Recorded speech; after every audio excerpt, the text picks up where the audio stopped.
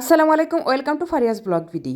কি অবস্থা, সবাই কেমন আছেন? চলে আসলাম আবারও নতুন একটি ব্লগ নিয়ে। আর এই তো এখানে সকালের নাস্তার জন্য লাউ ঘন্ট করছি বড়ি দিয়ে, আলু দিয়ে।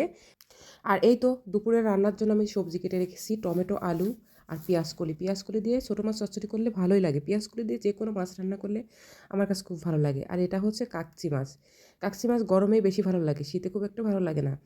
আর সকালে নাস্তার জন্য লাল আটা রুটি তৈরি করছি। আমার শাশুড়ি আমার রুটি বেলছে আর আমি সেঁকে নিচ্ছি। দেখুন কি সুন্দর ফুলছে। সকালে নাস্তা শেষ করে দুপুরে রান্না শুরু করে দিব। এই জন্য আমি ছোটো মাছ আগে মেখে নিচ্ছি মশলা দিয়ে। সব গুঁড়ো মশলা দিয়েছি, জিরা বাটা দিয়েছি, রসুন বাটা দিয়েছি, দিয়ে ভালো করে মেখে নেব।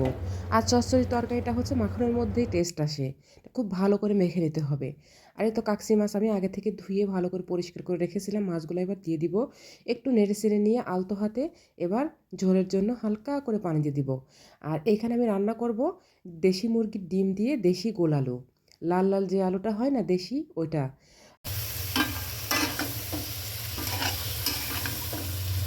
আলুটা ভালো করে কষানো হয়ে গেলে আমি ঝোলের জন্য পানি দিয়ে দিব। আলুগুলো আগে থেকে আমি ভেজে রেখেছিলাম। আর এর মধ্যে কিছু বড়ি দিয়ে দিব, কুমড়ো বড়ি। আর দিয়ে দিব আগে থেকে ভেজে রাখা ডিম। আমার গলা আসলে খুব খারাপ হয়ে গেছে, প্রচুর ঠান্ডা লাগছে, গলা ব্যথা হয়েছে। আর আজকে সন্ধ্যায় আমি ভীষণ মজাদার একটা নাস্তা তৈরি করব।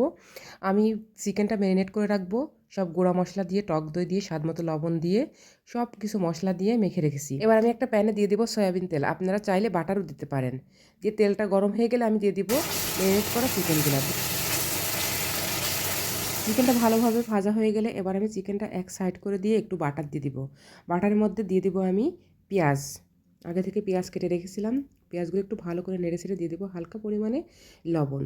এবার ভালো করে পেঁয়াজটা ভেজে নিব। তারপর দিয়ে দিব লাল ক্যাপসিকাম, সবুজ ক্যাপসিকাম, আপনারা যে কোনো ক্যাপসিকাম নিতে পারেন। এবার চিকেনটা ক্যাপসিকামের মধ্যে ভালো করে মিশিয়ে নেব। আমি পানি দিয়েছি নুডলস সিদ্ধ করার জন্য, আপনারা আপনাদের পছন্দ মতো নুডলস নিতে পারেন। আমি ম্যাগি নুডলস নিয়েছি। এবার নুডলসের মশলাটা আমি দিয়ে দিব, 2টা প্যাকেট মশলা দিয়ে দিব, দিয়ে ভালো করে নেড়ে ছেড়ে নিব। নাস্তাটা কিন্তু ভীষণ মজাদার ছিল, আমি প্রথম ট্রাই করলাম। এই নাস্তাটার কী নাম দেওয়া যায় আপনারা কিন্তু কমেন্ট করে জানাবেন। আমি 3টা ডিম ফেটিয়ে রেখেছিলাম, ডিমটা আমি একটা প্যানে দিয়ে দিব। হালকা তেল দিয়েছিলাম, তেলটা গরম হওয়ার সাথে সাথে ডিমগুলো ঢেলে দিয়েছি। এবার আমি একটু উল্টাইয়ে নিব। এবার এর উপর দিয়ে দেবো আমি টমেটো সস আর মেয়োনিজ। আপনারা আপনাদের পছন্দ মতো সস দিতে পারেন, বা সয়াবিনের বদলে বাটারও দিতে পারেন। আর আমি এবার দিয়ে দিব নুডলসগুলা, ভালো করে সাইড করে দিয়ে দিব।